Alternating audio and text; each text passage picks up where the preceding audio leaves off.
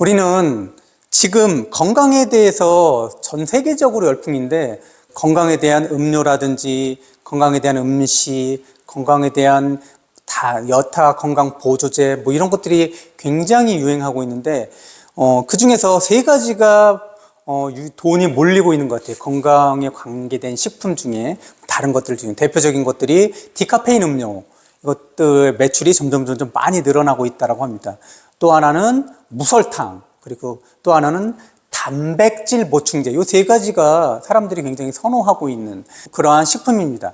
보면 디카페인 음료라든지, 대표적인 게 디카페인 음료라면은 디카페인 커피를 얘기하겠죠. 디카페인 커피라든지 아니면은 단백질 보충제, 또는 무설탕 그런 식품들이 건강한가, 건강에 실제로 이로운가 라는 부분들에 대해서 여러 이견들이 있는 것 같아요. 그러면 그것들이 맞는지 안 맞는지, 정확하게 이게 맞아, 이게 틀려 라고 단정 짓긴 되게 어려워요. 왜냐하면 이런 연구들, 어떤 것에 대한, 특히 음식에 대한 연구들, 먹는 것에 대한 연구들은 실제 연구에 따라서 그 결과들이 상이하게 다른 경우가 되게 많기 때문에, 어떤 한 연구에 따라서 이게 맞아, 이게 틀려 라고 단정하기 어렵다라고 하지만, 좋다라는 것들과 아울러 그렇지 않을 수도 있어 라는 연구들도 한번 눈여겨볼 필요가 있다라는 거죠.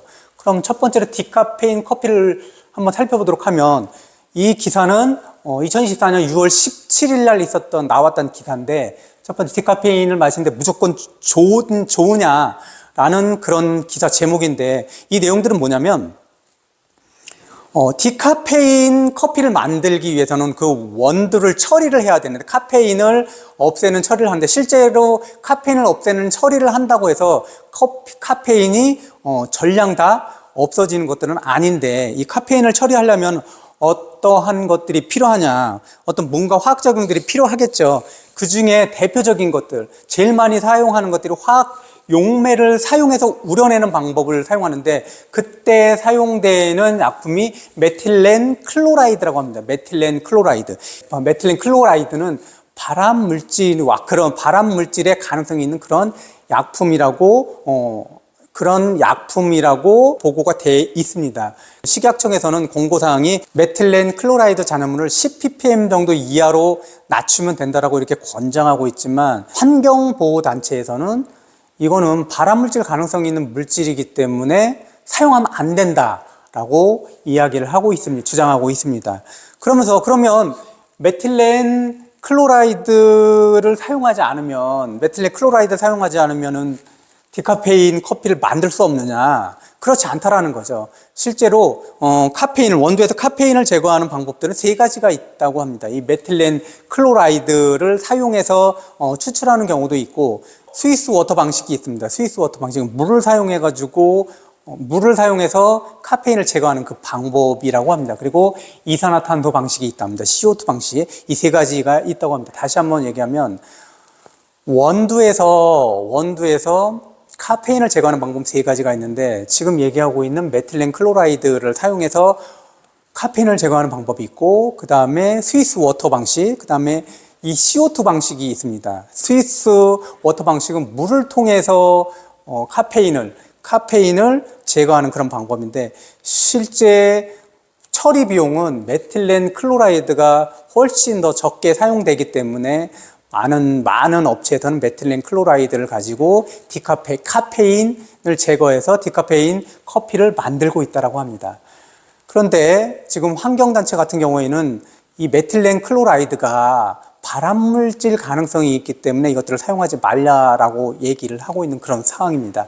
그래서 사실 디카페인 음료는 하루 4잔 이상 섭취하는 것은 특정 질환에 위험이 될 수 있다라는 그런 연구도 있고, 만성질환자, 고혈압이라든지 당뇨라든지 고지혈증이라든지 이런 만성질환자라든지 또는 임산부 등은 섭취를 주의해야 한다라는 이야기들이 나오고 있습니다. 이 단백질 보충제, 사람의 에너지 두 가지로 공급하는데, 포도당과 케톤체라고 합니다. 근데 실제 인류 역사를 봤을 때 포도당으로 바로 쓸 수 있는 에너지가 공급이 됐는데, 꽤 오래 전부터 어떤 연구에서 케톤체에 대한 케톤체에 대한 에너지 공급에 대한 연구들이 굉장히 많이 됐죠.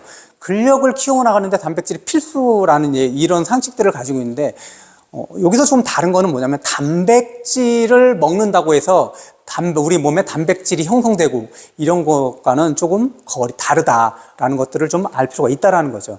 여기 이 기사는 단백질 보충제가 정말 우리 몸에 좋으냐, 단백질 보충제를 먹으면 우리 몸에 단백질이 잘 형성이 돼서 건강한 몸이 되느냐라는 부분에 대해서 의문을 제기하고 있다는 거죠. 어떤 의문이냐면 단백질을 많이 먹게 되면, 많이 과다하게 섭취하게 되면 이 신장이라든지 간에 부담을 줄 수 있다는 연구가 있다라는 거예요. 과다 섭취 시에는 이 우리 몸에 있는 우리 몸의 면역 시스템, 우리 몸의 시스템, 전체적인 생리적인 시스템을 운영하는데 기능이 저하되는 그런 가능성이 있다라는 거고, 이 단백질 보충제를 만들 때 어떤 것들이 있었냐면 중금속이나 다른 첨가물이 오염된 이런 것들이 밝혀지기도 했습니다.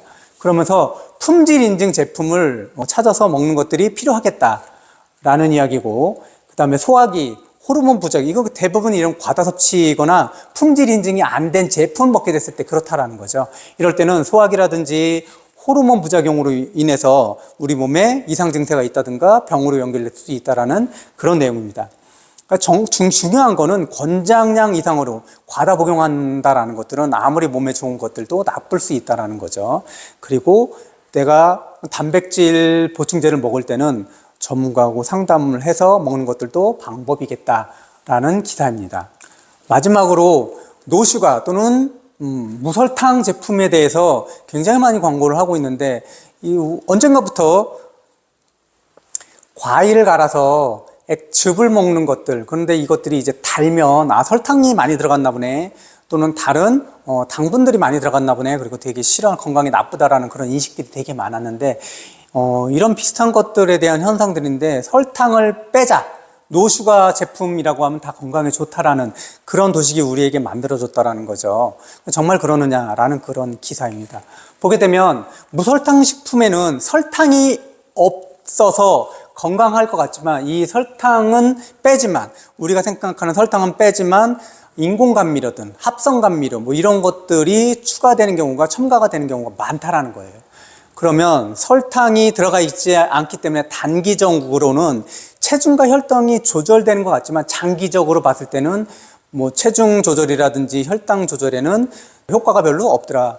단기적으로는 체중과 혈당을 조절하는 데 도움이 되지만, 장기적인 관점으로 봤을 때는 설탕이 빠져있지만 다른 인공감미라든지 감미료가 첨가가 되어 있기 때문에 장기적으로 봤을 때는 효과가 미미하다라는 그런 기사이고요. 또 하나는 장기 섭취 시에는 당뇨나 심혈관, 대사질환의 위험성이 높아지더라.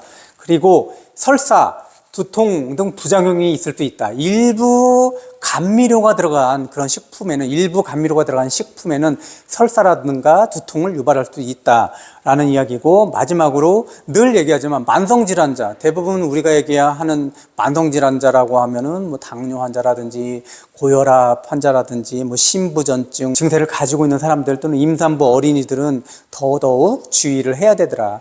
예전에 보면은 이 노설탕에 대한 식품에 대한 얘기 비슷한 것들이 뭐냐면, 라면에서 MSG를 넣지 않았습니다. MSG가 나쁘다라는 인식이 사람들에게 팽배지다 보니까, 우리는 MSG를 넣지 않았다라는 라면 회사의 광고가 있어요. 근데 사실 보면 그 MSG, 라면에서 사용하고 있는, 또는 라면만이 아니라 다른 기타 조미료에서 사용하고 있는 MSG라는 것들의 핵심은 뭐냐면 이 감칠맛을 내는 것들인데, MSG가 사용되지 않았지만 실질적으로 다른 감칠맛을 내는 그런 성분들은 사용됐다라는 거죠. 그래서 라면에서 MSG 사용하지 않았어 라고 하면, 그러면 몸에 나쁜 것들이 들어가지 않았으니까 괜찮겠네 라고 생각할 수 없다라는 거죠. 이것과 아울러서 무설탕, 설탕을 사용하지 않았어 라고 한다면 실제로 건강에 이로운 것인가, 건강에 나쁘지 않은 것인가는 다르다라는, 건강에 나쁘지 않다라고 하기에는 뭔가 다른 것이 있다. 건강에 나쁘다라고 단정 지어서 얘기할 수 없다라는 거죠. 왜냐하면 사람들은 단맛에 길들여져 있고, 그래서 단 것들을 많이 찾기 때문에 대부분의 가공식품에서는 이 단맛을 첨가하는데 설탕이 안 좋다라는 것들이 설탕이 안 좋다라는 인식이 팽배해지다 보니까 설탕은 빼지만 이 설탕과 버금가는 또 설탕보다 더 높은 그런 단맛을 유발하는 합성 감미료들 뭐 이런 것들을 첨가한다라는 거죠. 그런 것들은 좀 구분할 필요가 있다라는 기사입니다.